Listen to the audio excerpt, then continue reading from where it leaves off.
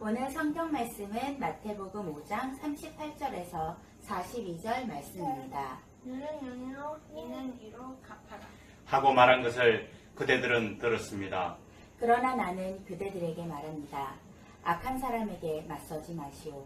누가 그대 오른쪽 뺨을 치거든 왼쪽 뺨마저 돌려대시오. 그대를 걸어 고소하여 네 속옷을 가지려는 사람에게는 그도까지도 내주시오. 누가 그대더러 억지로 오리를 가자고 하거든 십리를 같이 가주시오. 그대에게 달라는 사람에게는 주고 그대에게 꾸려고 하는 사람을 물리치지 마시오. 아멘. 자, 여러분께 좀 양해 말씀드리겠습니다. 제가 오늘은 좀 괜찮은데요. 상태가 괜찮은데 지난 한 3, 4일 동안은 좀 많이 힘들었습니다. 약의 부작용이기 때문이지만 돌도 나오지 않았고요. 그다음에 약의 부작용 때문이겠지만 계속 이렇게 구토 증세가 심해가지고 아주 힘들었어요. 그래서 설교 준비를 못했습니다.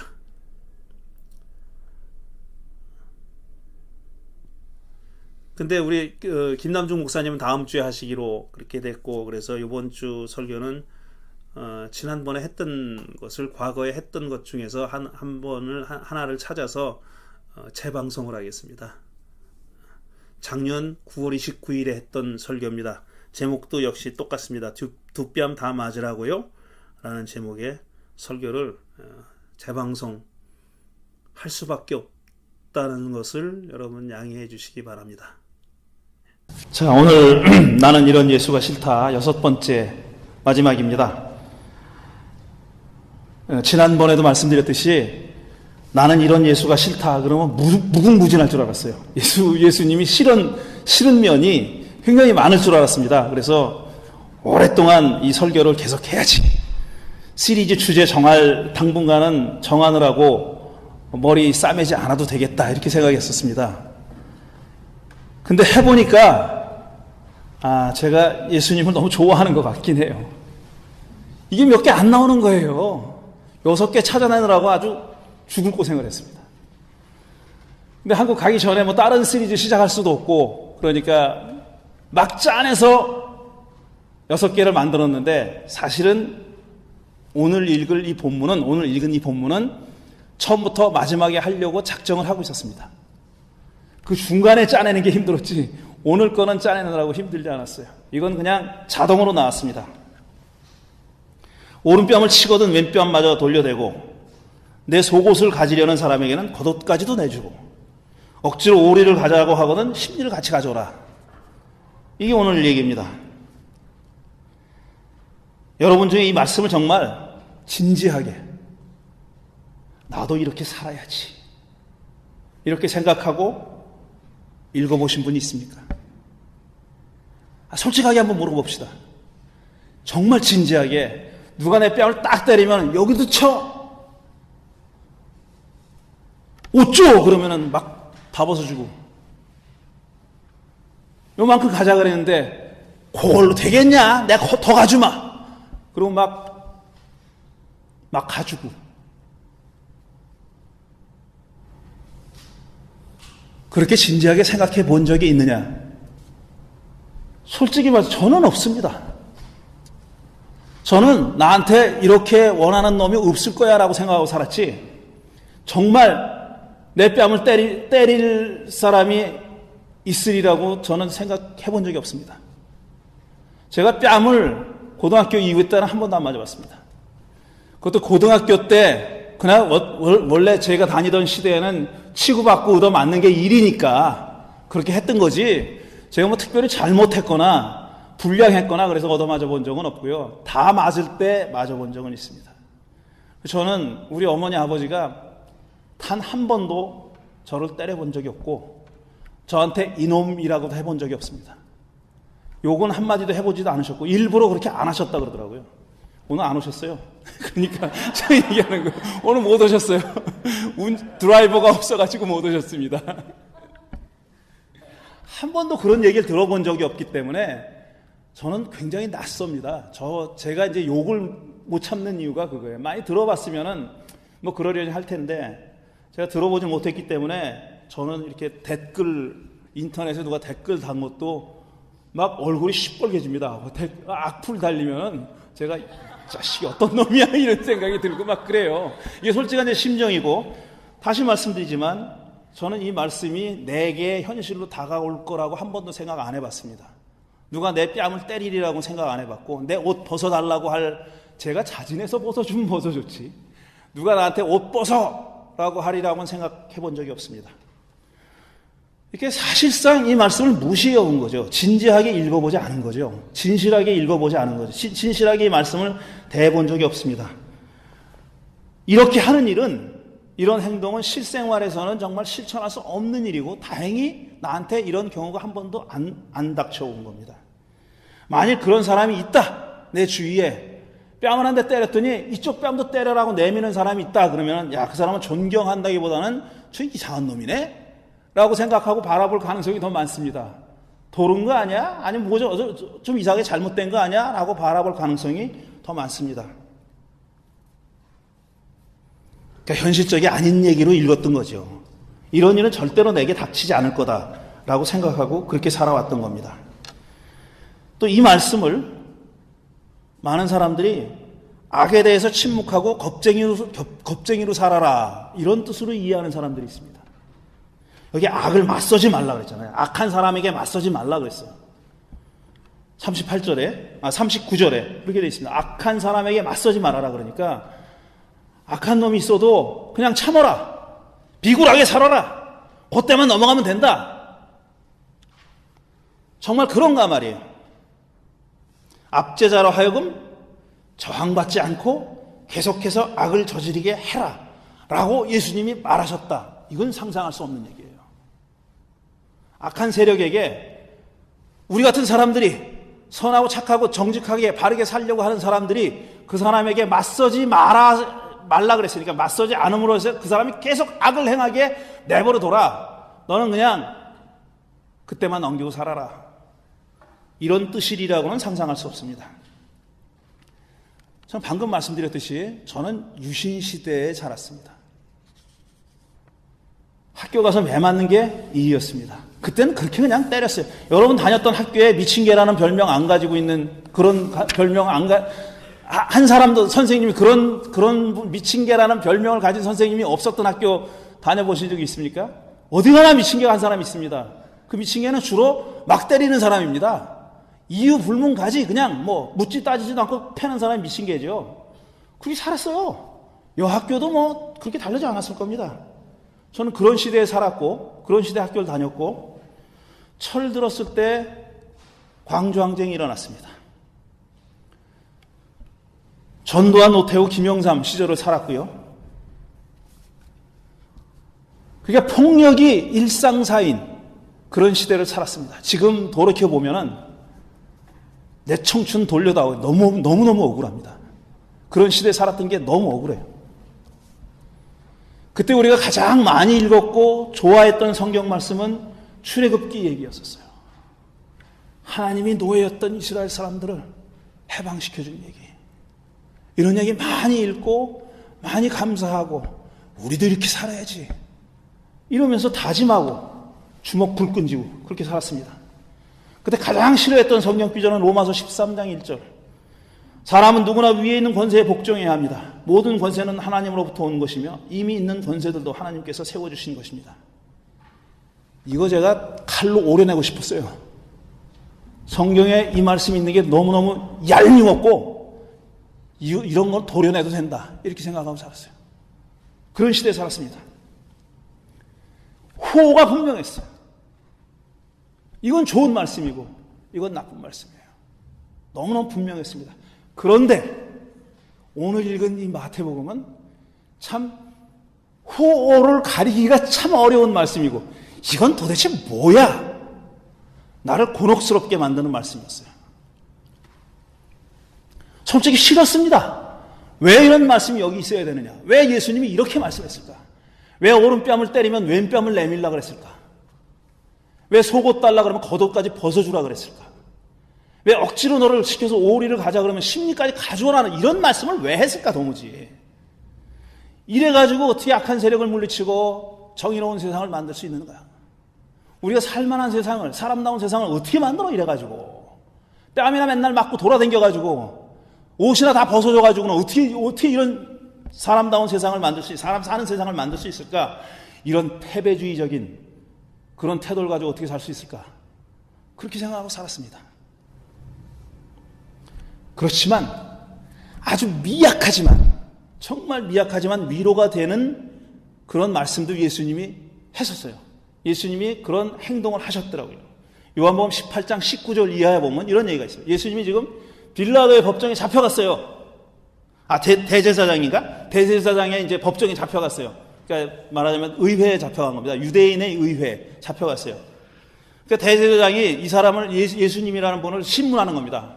막 신문했어요. 그랬더니 너 도대체 무슨 일을 했냐? 너 뭘 가르쳤냐? 이렇게 물으니까 예수님이 이렇게 대답합니다. 나는 드러내놓고 세상에 말하였어. 나는 언제나 모든 유대 사람이 모이는 회당이나 성전에서 가르쳤으며 아무것도 숨어서 말한 것이 없어. 그런데 어찌하여 나에게 묻소? 내가 무슨 말을 하였는지는 들은 사람들에게 물어보시오. 내가 말하는 것을 그들이 알고 있어. 이건 대드는 거죠. 신문하는 사람한테 대드는 거예요. 너 뭘 가르쳤어? 그러니까 왜 나한테 물어 임마? 그 들은 사람 수다하거든? 그 사람들한테 물어봐. 내가 뭘 가르쳤는지 그 사람 다 얘기해 줄 거야. 이게 거의 저항하는 그런 어투로 얘기한 거예요. 그랬더니 대제사장 옆에 있던 심부름하는 놈이, 경비원한 놈이 너 대제사장한테 무슨 말버릇이 그래? 그러면서 손바닥으로 예수님을 때렸어요.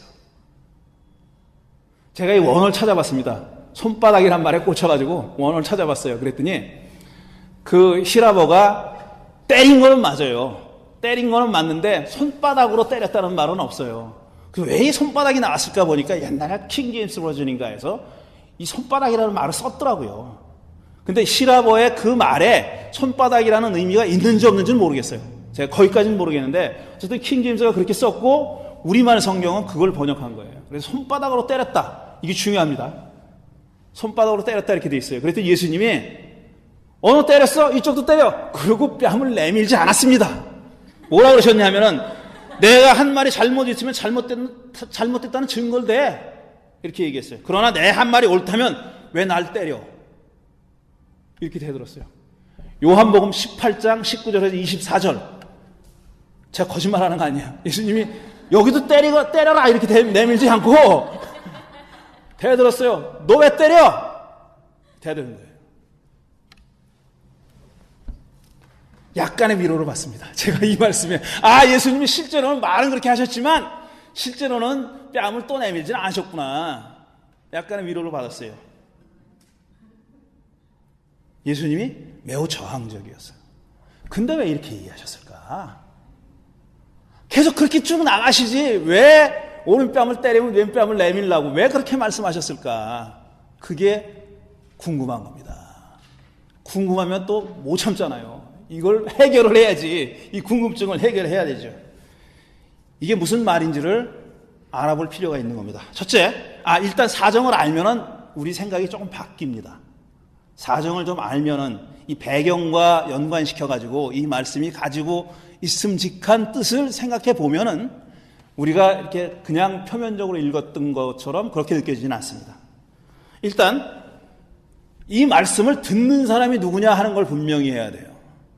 이 말씀을 듣는 사람은 누가 그대 오른뺨을 치거든 왼편판마다 돌려대시오 그랬잖아요. 그러니까 이 말을 듣는 사람은 때리는 쪽이 아니라 얻어맞는 쪽입니다. 때리는 사람이라면 너 오른뺨을 때리고 싶으면 왼뺨까지 들이대라고 얘기해 이렇게 얘기했어야죠. 근데 예수님이 지금 청중은 누구냐면 이 말씀을 듣는 청중은 얻어맞는 사람이에요.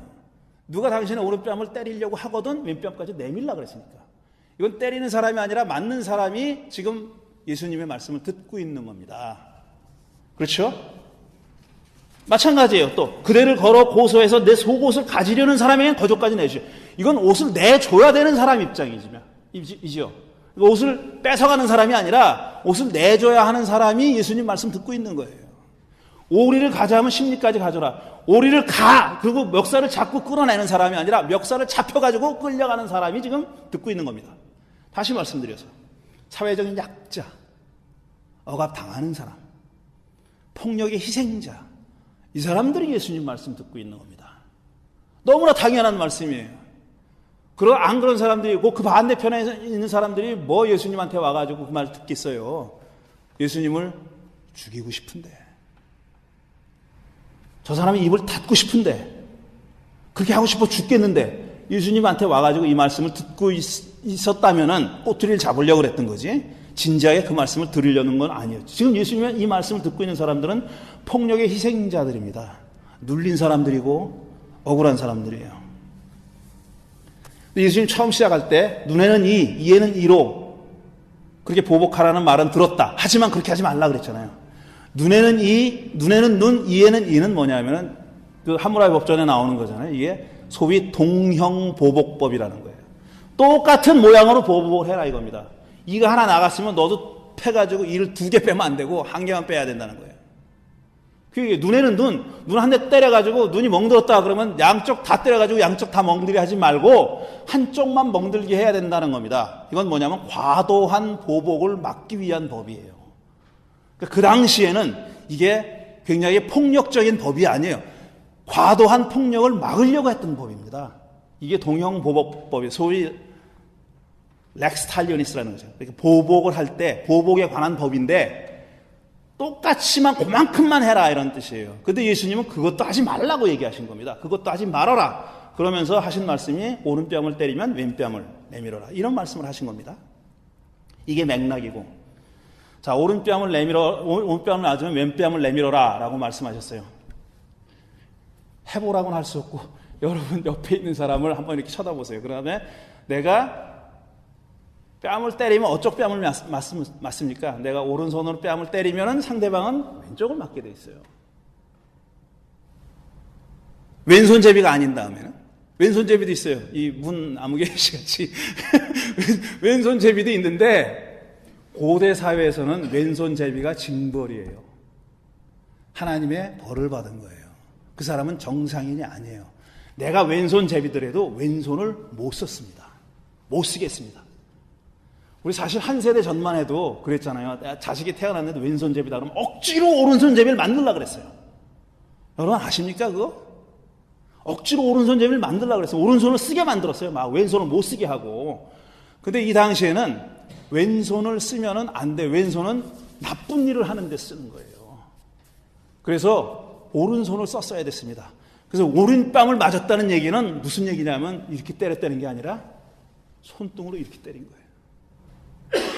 손등으로 이렇게 때린 거예요. 저는 이 해석을 아주 오래 전에부터 알고 있었어요. 근데 이 해석을 보면서, 이 해석을 읽으면서, 야, 이건 좀 과도한 해석이다, 이렇게 생각했었어요. 예수님이 이렇게 손등으로 때리는 걸 못하게 했다? 저는 그게 이해가 가지 않았어요. 일단, 손등으로 때렸다는 건 뭐냐면은 그 사람한테 육체적인 고통을 주려고 하는 게 아니라 모멸감을 주려고 하는 겁니다. 이런 해석을 옛날부터 읽었는데, 책에서 읽고 나서 이게 뭐 그렇게까지 그런 깊은 뜻이 있을까 했는데, 알고 보니까, 찾아보니까요, 유대인들의 문서에, 미시나라고 하는 문서에 여기에 대한 규정이 있어요. 놀랍게도 그런 규정이 있어요. 무슨 규정이 있냐면은, 일단 상대방의 뺨을 때리는 것은 자기하고 같은 사회적 지위에 있거나 자기보다 높은 사람한테 절대 못 때렸습니다. 높은 사람한테는 당연히 못 때리죠. 죽으려고 때립니까? 근데 자기 동급에 있는 사람들한테도 못 때렸어요. 그건 뺨을 때리는 건 자기보다 지위가 낮은 사람, 신분사회니까 낮은 사람들에게만 할 수 있는 짓이에요. 그런데 낮은 사람한테 때린다 할지라도 거기에도 레귤레이션이 있었다는 거예요. 손바닥으로 때리는 거하고 손등으로 때리는 거는 질이 다릅니다. 손바닥으로 때리는 거는 육체적인 고통을 주려고 하는 거고, 손등으로 때리는 것은 사회적인 모멸감을 주기 위해서 하는 거예요. 미시나에 이런 얘기가 있다 그랬어요. 찾아보니까 사람을 때릴 때, 자기보다 같은 신분의 사람을 때릴 때, 낮은 신분의 사람을 때릴 때는 벌칙이 없어요. 그건 때려도 되는 거예요. 여러분 고대 사회니까 그런 겁니다. 자기랑 같은 자유민이거나 동급의 평민들끼리 싸울 때 사람을 때렸을 때 주먹으로 누구를 이제 옆구리를 치거나 몸을 치거나 그러면 4주스를 받았대요. 주스는 하루에 1당입니다. 1당. 하루 1당인데 사람을 때렸어요. 주먹으로 때리면은 4일분의 1당을 벌금으로 줘야 돼요. 잘못 때렸다. 그러니까 불법하게 때렸다. 부당하게 때렸다 그러면은. 그런데 따귀를 때리잖아요. 그러면 200주스를 줬어요.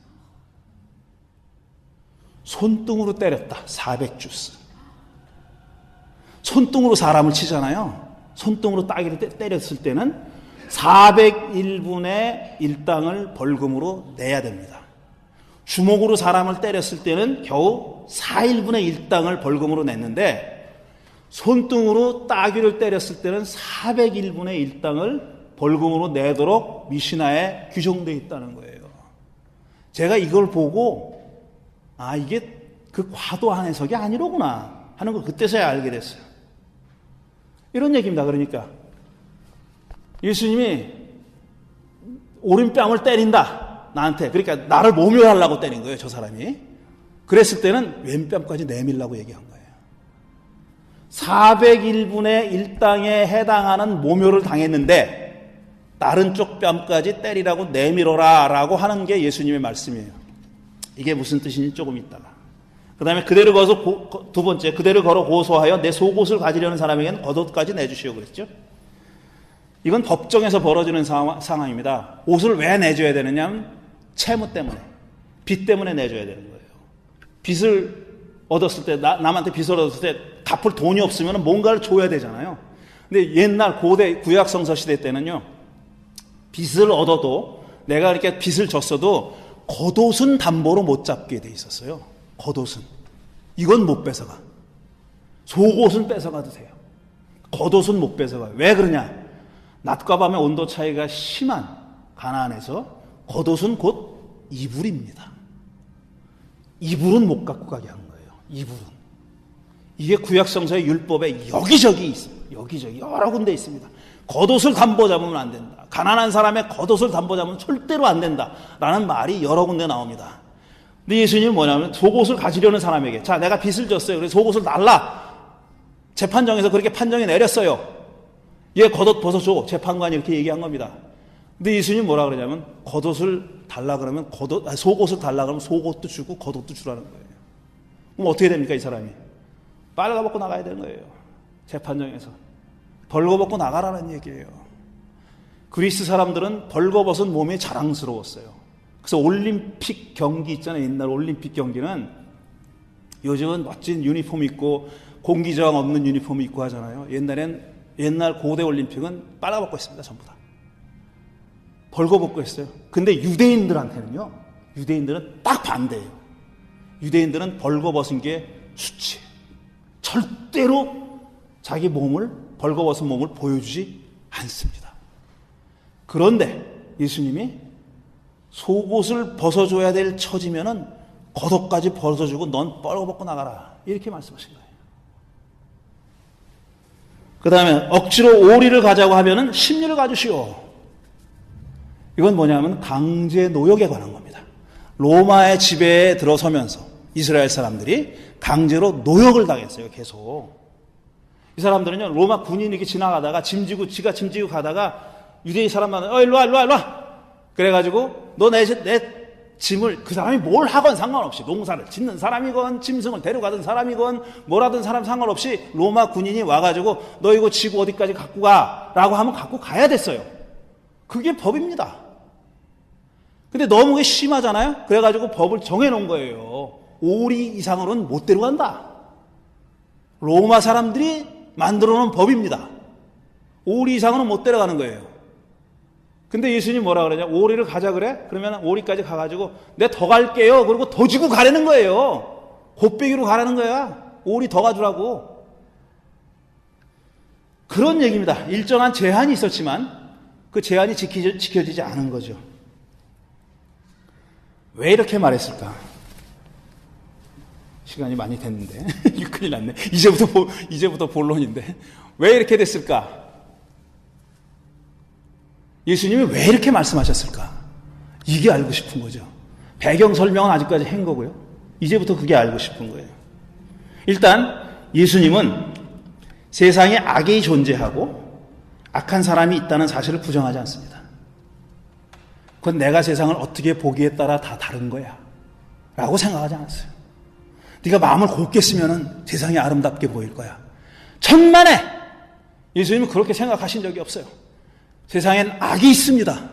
악한 사람이 있고 그 사람이 나를 모멸하려고 뺨도 때리고 그 사람이 빚을 졌다는 핑계로 내 겉옷까지 뺏어가려고 그러고 그 사람이 힘이 있다는 핑계로 그 이유로 나를 심리까지 끌고 갈 수 있는 그런 권력을 가지고 있는 사람이 있다. 그런 악한 권력을 가지고 행사하는 사람들이 있다는 것을 예수님이 분명히 아신 거예요.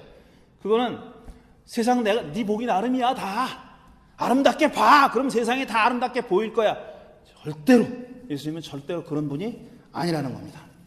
속옷을 달라는 사람이 있고 심리를 끌고 가는 사람이 있어요. 레귤레이션이 뭐라고 하든지 간에 상관없이 안 보는데 뭐 어때?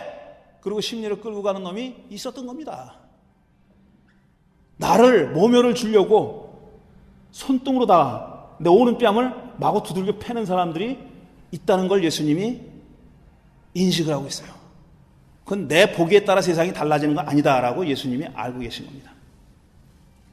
이런 상황에서 예수님이 이렇게 말씀하셨다면 두 가지 옵션밖에 없어요. 이걸 어떻게 이해할 건가? 첫째로 더 큰 고통을 피하기 위해서는 참어라. 네가 대들잖아? 그럼 맞아 죽어 너. 그냥 한 대 맞고 말어. 오른뺨을 때리지. 그럼 왼뺨을 때려. 그럼 왼뺨 한 대 더 치겠지. 그렇지만 넌 죽지는 않을 거야. 속옷 달라잖아? 그럼 겉옷 다 내줘. 그럼 너 뻘거벗고 나가. 그게 죽는 것보단 낫잖아. 오리를 가자 그랬는데 심리를 가줘. 너 두들겨 패면 어떡할 거야? 그런 뜻이라는 거예요. 그렇게 해석하는 사람들이 있습니다. 더 큰 고통을 피하기 위해서. 왜 그랬냐면요. 그 당시에 소위 열심당원이라고 하는 젤로 땅이 무장투쟁하는 사람들, 이스라엘 사람들이 로마의 압제에서 벗어나려고 무장투쟁했던 사람들이 그렇게 했습니다. 나를 오른뺨을 때리잖아? 그럼 칼로 찔렀어요. 속옷 달라 그러잖아? 그럼 그 사람의 속옷을 뺐었어요. 힘으로, 폭력으로 그렇게 했던 사람들이 있습니다. 그런 사회적인 배경 속에서 예수님이 이런 말씀하신 거예요. 그렇게 하지 말라는 겁니다. 예수님은. 그러면 어떻게 하자는 얘기야? 그냥 겁쟁이처럼 쭈그리고 있어? 오른뺨 때리면 왼뺨 내밀고 한 대 더 맞고 말어? 그런 얘기 아니에요. 저는 로마서를 쓴 바울이 예수님의 이 말씀을 너무너무 정확하게 잘 이해하셨다고 생각해요. 로마서 12장에서 바울이 이렇게 얘기합니다. 여러분을 박해하는 사람들을 축복하십시오. 축복을 하고 저주를 하지 마십시오. 그랬어요. 15절에서는 기뻐하는 사람들과 함께 기뻐하고 우는 사람들과 함께 우십시오. 그랬어요. 16절에서는 서로 한 마음이 되고 교만한 마음을 품지 말고 비천한 사람들과 함께 사귀고 스스로 지혜 있는 짓 하지 마십시오. 그랬어요. 이거 우리 지금 지난주에 우리한테 너무너무 잘 맞는 말씀이에요. 너무너무 잘 맞는 말씀. 암에게도 악으로 갚지 말고 모든 사람이 선하다고 생각하는 일을 하려고 애쓰십시오. 로마서 12장에서 14절 이하에서 바울이 이렇게 얘기합니다. 여러분을 박해하는 사람들을 축복하십시오. 저주하지 마십시오. 기뻐하는 사람들과 함께 기뻐하고 슬퍼하는 사람들과 함께 우십시오. 아무에게나 악으로 갚지 말고 모든 사람이 선하다고 생각하는 일을 하려고 애쓰십시오. 이랬어요. 이걸 사람들이 뭐라고 부르냐면 비폭력 저항이라고 부릅니다. Non-violent resistance. 비폭력 저항이라고 부르는 거야. 딱 떠오르는 인물들이 있죠. 간디 있고 마틴 루터 킹 주니어 목사가 있고 다 이런 분이 있죠. 한 말씀하고 끝나겠어요. 이 비폭력 저항이라는 거는요. 내가 비폭력 저항을 하면은 저 압제자가 마음을 바꿀 거야. 내가 이렇게 비폭력적으로 오른뺨 맞았는데 왼뺨을 내밀면은 저놈이 아이고 내가 잘못했구나. 저렇게 선한 사람을 내가 때렸구나 하고 마음이 변할 거야 라고 착각하고 하는 게 아닙니다. 여러분 착각하지 마세요. 내가 비폭력 저항을 하면 나는 계속 맞아요. 피하지 못해요. 나는 맞는 거예요. 비폭력 저항을 하면 어떤 힘이 생기느냐 하면은 사람을 얻을 수 있는 거예요. 사람을. 이게 관건입니다. 나 혼자 비폭력 저항은 할 수도 없고 해도 소용이 없어요. 근데 비폭력적인 노란 손팻말 하나 들고 서초동 땅바닥에 모인 사람이 100만 명이 된다. 그럼 바꿀 수 있는 거예요. 그거예요. 비폭력 저항의 관건은 뭐냐면은 사람을 얻는 거예요. 그래서 우는 사람하고 같이 울라 그런 겁니다. 그래서 웃는 사람하고 같이 웃으라 그러는 거예요. 왜? 그 사람들이 다 하나가 돼야 될 필요가 있는 겁니다. 다 하나가 되지 않으면은 비폭력 저항이라는 거는 개죽음이에요. 개죽음. 그러나 사람의 힘을 모을 수 있을 때, 내 주위에 몇 사람이 아니라 우리가 다 함께 그렇게 좀 야하지만 뻘고벗고 결의에 눕잖아요. 아무도 손 못 댑니다. 이거예요. 나는 예수님이 그걸 얘기하셨다고 생각해. 들이대. 너 덤빌 생각하지 말고 대신 너 들이대는 거 보면은 압제하는 사람이 아니라, 그 사람이 마음 바꾸는 게 아니라 중립지대에 서 있던 사람들이 당신을 보고, 야, 저렇게까지 하는데 나도 한 대 맞아. 저 사람이 10대 맞을 거, 10사람이 나눠 맞자. 이러면 이기는 겁니다. 예수님이 저는 이거를 말씀하셨다고 생각해요. 그 내가 이 양반을 미워하려도 애를 쓰고 난리 쳐도 그게 안 되는 거예요. 야, 이런 진리를, 이런 우리가 2019년 9월 마지막 주에 뼈저리게 경험했던 걸 이 양반은 2000년 전에 이렇게 얘기해 주시는구나. 땡큐 예수님.